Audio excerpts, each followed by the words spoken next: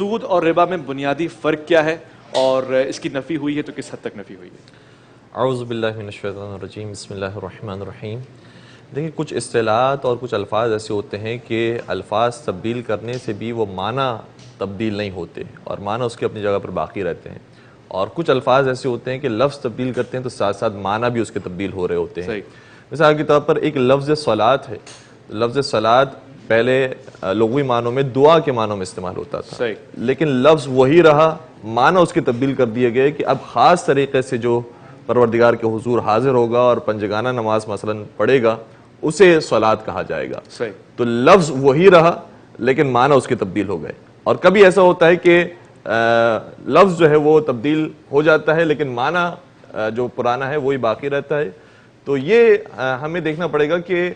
شریعت کے اندر کچھ چیزیں ایسی ہیں کہ چاہے آپ اس کے لفظ جتنے بھی تبدیل کر دیں، معنی اگر وہی باقی ہے تو پھر اس پر وہی پرانا حکم نافذ ہوگا۔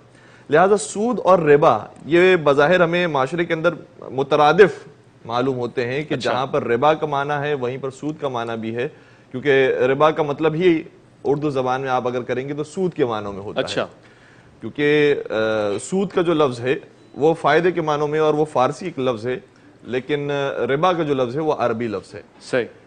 اب یہاں پر ان دونوں تعریفوں کے درمیان اگر تفریق پیدا کرنا چاہیں کہ کس طریقے سے شریعت کے اندر کون سی چیز حلال ہے اور کون سی چیز حرام ہے،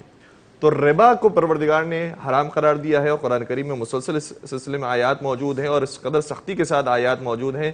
یعنی آپ محسوس کیجئے گا کہ یہ جو آیات بھی نازل ہو رہی ہیں یہ خود نو مسلمان جو ہوئے ہیں اور ابھی انہوں نے کفر کو چھوڑا ہے، دائرہ اسلام کے اندر داخل ہوئے ہیں، لیکن ابھی بھی ان کے اندر کچھ رسم و رواج وہی باقی تھے۔ تو جب وہ ربا کے قریب جانا شروع ہوتے تھے یا پیغمبر اکرم سے کوئی سوال فرماتے تھے تو پھر آیت نازل ہو جاتی تھی کہ خبردار ربا کے قریب مت جانا، ربا تمہیں آتش جہنم کی طرف لے کر جائے گا، یہ تمہارے مال میں کمی کر دیتا ہے، زکوٰۃ سے تمہارے مال میں اضافہ ہوتا ہے، زکوٰۃ پروردگار کو پسند ہے۔ اور یہاں تک کہ شدت کے ساتھ آیت نازل ہوئی کہ فَإِن لَمْ تَفْعَلُوا فَأْذَنُوا بِحَرْبٍ مِّنَ اللَّهِ وَرَسُولِهِ، اللہ کے ساتھ جنگ کرنے کے برابر ہے۔ اگر تم اس سے پرہیز نہیں کرو گے تو گویا ایسا ہے کہ تم نے اعلان جنگ کر دیا ہے پروردگار کے سامنے اور رسول اللہ کے سامنے۔ تو جو خدا کے مقابلے میں آ جائے تو اس کی تو کوئی حیثیت ہی نہیں ہے کہ خدا کا مقابلہ کر سکے۔ تو ربا جو ہے وہ پروردگار نے حرام قرار دیا۔ اب ربا کیا چیز ہے جو حرام قرار دیا گیا ہے؟ ربا کی دو قسمیں ہیں۔ ایک وہ قسم ہے جو ہمارے ہاں معروف ہے کہ ہم نے کسی سے قرض لیا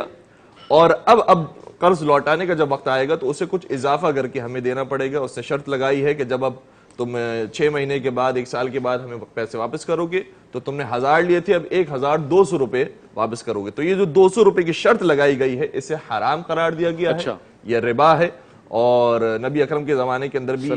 یہ جو موجود تھی چیزیں اس میں نبی اکرم نے شدت کے ساتھ اس کی مخالفت فرمائی ہے۔ یہ ایک قسم ہے حرام ربا کی۔ دوسری قسم یہ ہے کہ دو چیزیں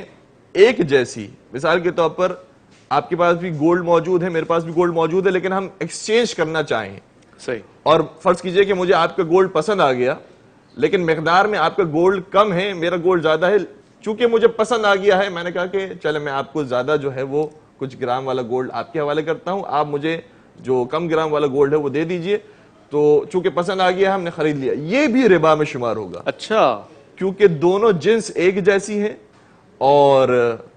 ایک ہی وقت کے اندر معاملہ ہوا ہے اور جنس ہی جنس سے تبدیل ہو رہی ہے۔ اچھا، تو ایسی صورت میں اگر کوئی ایک جنس اضافی ہوگی تو اس معاملے کو بھی ربوی معاملہ کہا گیا ہے اور یہ بھی حرام ہے۔ یہ بھی حرام ہے۔ تو یہ دو معاملات حرام ہیں۔ اس کے علاوہ اگر کسی اور ذریعے سے سود حاصل کیا گیا ہے، جو آپ کا سوال تھا کہ سود اور پھر ربا میں فرق کیا ہوگا، تو یہ دو تعریف جو ربا کی ہے، اگر اس طریقے سے سود حاصل کیا گیا ہے تو حرام ہے، اس کے علاوہ کسی اور طریقے سے پروفٹ حاصل کیا گیا ہے اور کمائی حاصل کی گئی ہے تو بالکل جائز ہے۔ اچھا، مثال کے طور پر کسی نے زحمت اٹھائی ہے، باغداری کی ہے، اس کے بعد کچھ پیسے حاصل ہوئے ہیں تو بالکل جائز ہے۔ اسی طریقے سے کسی نے مکان خریدا ہوا ہے، کسی کو کرائے پر دے دیا تو مکان اس نے کرائے پر دیا ہوا ہے، جو رہ رہا ہے اس کے کچھ پیمنٹ ادا کر رہا ہے، کرایہ ادا کر رہا ہے، بالکل جائز ہے، اس کے اندر کوئی مذائقہ نہیں ہے۔ تو یہ دو صورتوں سے ہٹ کر جتنے اور کمائی کے ذریعے ہوں گے وہ بالکل جائز ہے، اس میں